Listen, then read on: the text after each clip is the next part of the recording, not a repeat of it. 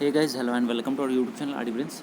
सो guys, ये जो video है ये आप लोग के लिए बहुत यूजफुल होने वाला है, खासकर वैसे कैंडिडेट जो कि आईटीआई करने के बाद रेलवे से अप्रेंटिसशिप करना चाहते हैं या फिर 10th करने के बाद भी अगर रेलवे से अप्रेंटिसशिप करना चाहते हैं। उन बच्चों के लिए बहुत ज़्यादा इम्पॉर्टेंट ये वीडियो होने वाला है, क्योंकि आप लोग चाहे अप्रेंटिसशिप कीजिए, चाहे आप लोग जो है पढ़ाई कीजिए, चाहे कुछ भी कीजिए, मेन मोटो यही रहता है कि आप एक अच्छा जॉब आप लोग को मिले।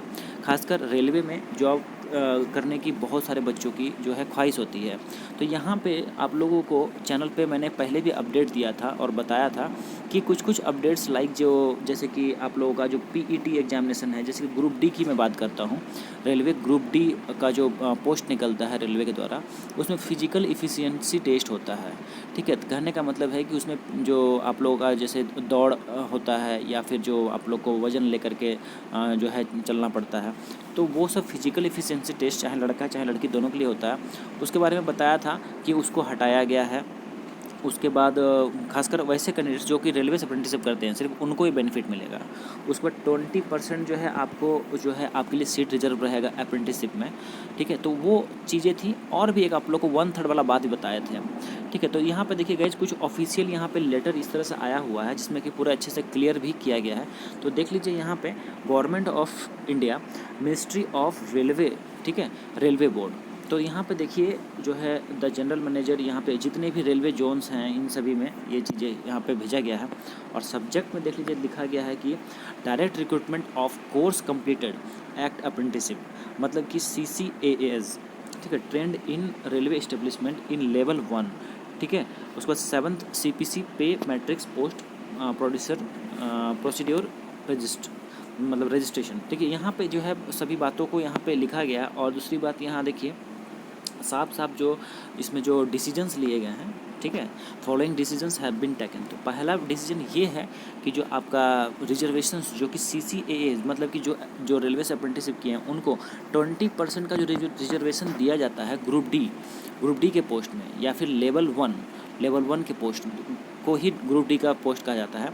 तो 20% उनको रिजर्वेशन मिलता था और अभी भी उनको उस 20% में रिजर्वेशन में कंटिन्यू किया जा रहा है।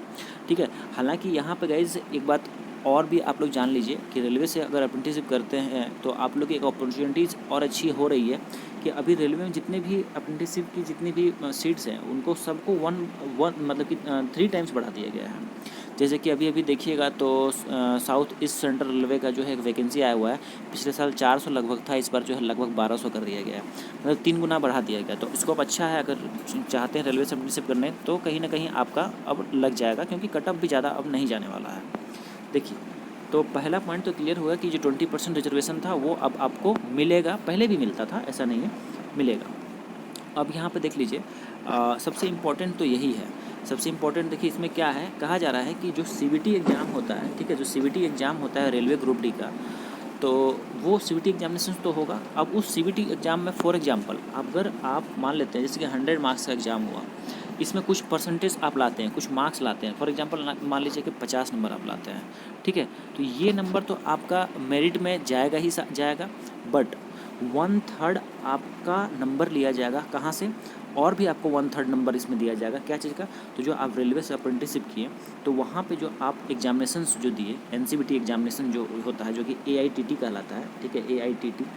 हाँ, तो यहाँ पे AITT एग्ज़ाम आप जब देते हैं CBT मोड पे, तो ये जो NCBT इसको एग्जामिनेशंस कर सकते हैं या AITT एग्जामिनेशंस करते हैं, तो यहाँ पे जो आप मार्क्स ऑब्टेन किए, ठीक है, फॉर एग्जांपल आप मान लीजिए कि अभी पहले देखिए ट्रेड थ्योरी, एम्प्लॉयबिलिटी स्किल्स, ये सब एग्जामिनेशंस होता है, लेकिन अभी उन सभी चीज़ों को हटा करके सिर्फ और सिर्फ प्रैक्टिकल लिया जाएगा। ठीक है, उसी के आधार पर होगा, क्योंकि इसका भी एक नोटिफिकेशन आया हुआ था, जनवरी के टाइम में आया था।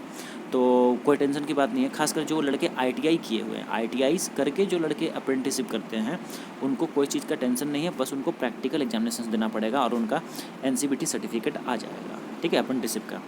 तो उस सर्टिफिकेट हम लोग ऐसे NAC कहते हैं, नेशनल अप्रेंटिसशिप सर्टिफिकेट। तो देखिए यहाँ पे आपको क्या होगा कि जैसे मान लेते हैं कि इसमें NAC में जो आपका हुआ, इस पर आपको मार्क्स कितना मिला, जैसे कि मान लीजिए 60% आपको आया, ठीक है, तो 60 का 1/3 कर दीजिए। तो 60 का 1/3 कीजिएगा तो डिवाइड बाय 3 कीजिएगा, कितना हो गया, ये 20 हो गया।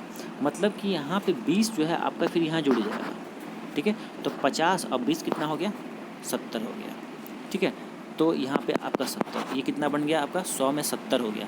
तो समझ लीजिए कि आपको कितना ज़्यादा एडवांटेज मिल गया, ठीक है। अब बहुत ज़्यादा आपको यहाँ पे एडवांटेज मिल जाएगा और यहाँ पे आपका जो है कंपटीशन आपके लिए बहुत आसान हो जाएगा। खासकर रेलवे ग्रुप डी का मैं बात कर रहा हूँ, और ये चीज़ें सिर्फ रेलवे ग्रुप डी के लिए ही इम्प्लीमेंट है। और एक चीज़ और है गाइज़ कि रेलवे ग्रुप डी का फॉर्म केवल और केवल जो है ITI के लड़के ही भर पाएंगे। उसका भी एक नोटिफिकेशन आया था, वो भी मैं चैनल पे अपडेट दिया था वीडियो के माध्यम से। तो चैनल पे जितने भी अपडेट्स हैं सभी आप लोग को टाइम टू टाइम मिलते रहता है, चाहे रेलवे से अप्रेंटिस जुड़ा हुआ हो या अदर अप्रेंटिसशिप या जॉब से जुड़ा हुआ या ITI से रिलेटेड सभी अपडेट्स आप लोग को टाइम टाइम मिलते रहता है। चैनल को सब्सक्राइब कर लीजिएगा आगे भी इस तरह की जानकारी पाने के लिए। तो यहाँ पे ये चीज़ें समझ में आ गई। और एक लास्ट पॉइंट जो है मैंने आपको बताया भी था कि जो यहाँ पे फिजिकल एफिशिएंसी टेस्ट है वो जो है हटा दिया जाएगा किन के लिए, जो कि रेलवे से अप्रेंटिसशिप करेंगे और ग्रुप डी का फॉर्म भरेंगे, ठीक है। तो ये चीज़ें हैं। और यहाँ पे देख लीजिए 3 नंबर दिया हुआ है, डिस्कशंस एट पारा 1 to 13 will be effective from the date of issue of the letter and in case where CVT, ठीक है, computer based test is yet to be conducted. और यहाँ पे कहा जा रहा है कि डेट ऑफ इशू के बाद से, ठीक है, ठीक है। तो डेट ऑफ इशू क्या है देखिए यहाँ पे आपका 13/4/2022। तो इसके बाद से ये जो है आप लोगों का लागू होगा इस डेट के बाद से। या फिर ये भी कहा जा रहा है कि जहाँ पे अभी CVT एग्जामिनेशंस होना बाकी है वहाँ पे भी लागू होगा। तो गाइस चलिए यहाँ पे जो अपडेट था ये आप लोग के लिए बहुत अच्छा न्यूज़ भी है और गुड न्यूज़ भी है।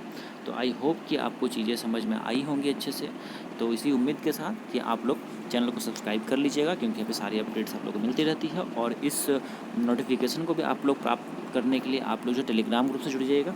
टेलीग्राम ग्रुप में सारा अपडेट आप लोग को हाथ देते रहते हैं। और साथ ही साथ यहाँ पे आप लोग जो है व्हाट्सएप ग्रुप से भी जुड़ जाइएगा, वहाँ पे भी ओपन है, लड़के लोग आपस में अपना बातचीत करके डाउट्स भी क्लियर करते हैं।